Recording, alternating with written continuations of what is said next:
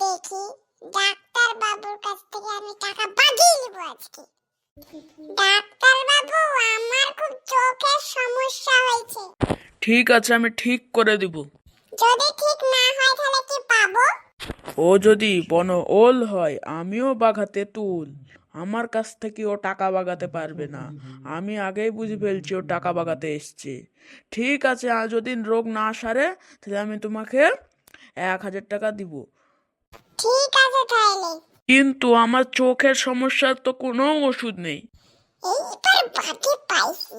দেন তাহলে 1000 টাকা দেন। এই লাও 1,000 টাকা। 1000 টাকা? এটা তো 500 টাকা। আমি কি টাকা চিনি না? এই তো তোমার চোখের সমস্যা শেষ হয়ে গেছে। আমাকে 500 টাকা দাও। এই নে